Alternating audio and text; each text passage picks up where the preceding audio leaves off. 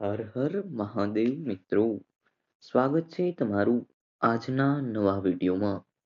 આ વિડીયોમાં આપણે જાણીશું મહાશિવરાત્રિ ક્યારે છે, મહાશિવરાત્રિની પૂજા મુહૂર્ત ક્યાં છે, મહાશિવરાત્રિનું શુભ મુહૂર્ત ક્યારે છે, નિશિત કાલનું મુહૂર્ત શું છે, ચાર પ્રહરની પૂજાનું મુહૂર્ત કયું છે, આ મહાશિવરાત્રિમાં વ્રત નિયમ કેવી રીતે લેવા તથા આ મહાશિવરાત્રિનું મહાત્મય શું છે તે પણ જાણીશું. ઓમ તત્પુરુષાય વિદ્મહે તન્નો રુદ્ર પ્રચોદયાત. હર હર મહાદેવ. સૌપ્રથમ સૌ ભાવિ ભક્તજનોને મહાશિવરાત્રિની ખૂબ ખૂબ શુભકામનાઓ. મહાશિવરાત્રિ અર્થાત આજે ભગવાન મહાદેવ અને દેવી પાર્વતીના વિવાહ સંસ્કાર થયા હતા. એટલા માટે મહાશિવરાત્રિનું કંઈક અલગ જ મહત્વ છે. આ તિથિ ખૂબ જ મહત્વપૂર્ણ છે. આજના દિવસે અમુક જગ્યાએ મેળાઓ પણ ભરાય છે અને તેમાં ખાસ કરીને ગુજરાતમાં ભવનાથનો મેળો સુપ્રસિદ્ધ વિશ્વ વિખ્યાત છે. ભવનાથના મેળામાં મહાશિવરાત્રિના દિવસે મૃગી કુંડમાં સ્નાન કરવાનું અનેરું મહત્વ છે. એવું માનવામાં આવે છે આ મૃગી કુંડમાં ભગવાન ભોળાનાથ પણ સ્નાન કરવા આવે છે.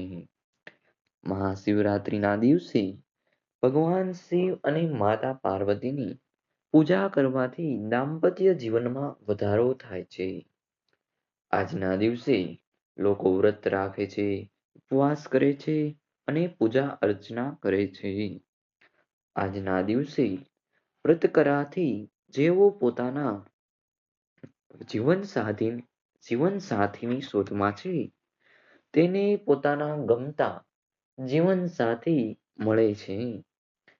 મહાદેવના ભક્તો આજના દિવસે લઘુરુદ્ર કરે છે, રુદ્રાભિષેક કરે છે, મહામૃત્યુંજય મંત્રના જાપ કરે છે. મહાદેવને દૂધ, દહીં, જળ, મિશ્રી અર્થાત ખાંડ, શેરડીનો રસ, મધ, દાડમનો રસ, દૂધ, ધતુરો વગેરે ચડાવીને મહાદેવને પ્રસન્ન કરે છે. આજના દિવસે મહાદેવને આ બધી વસ્તુઓ ચડાવવાનું કંઈક અનેરું મહત્વ રહેલું છે. આજના દિવસે ભક્તો આત્મશુદ્ધિ, ધ્યાન અને શિવ ભક્તિમાં લીન થાય છે અને આ અવસરને માણે છે. તો ચાલો મિત્રો, હવે આપણે જાણીએ શિવરાત્રિના ચાર પ્રહરની પૂજા અને તેનું મુહૂર્ત. મહાશિવરાત્રિ પર નિશિત કાળ પૂજાનું વિશેષ મહત્વ રહેલું છે.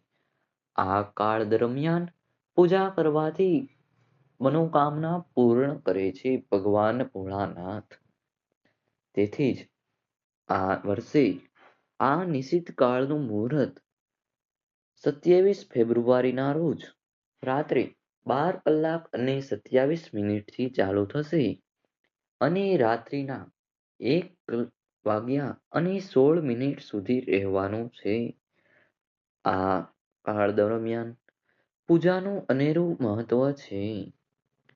આ કાળ દરમિયાન કરવામાં આવેલી પૂજાનું સવિશેષ ફળ મળે છે.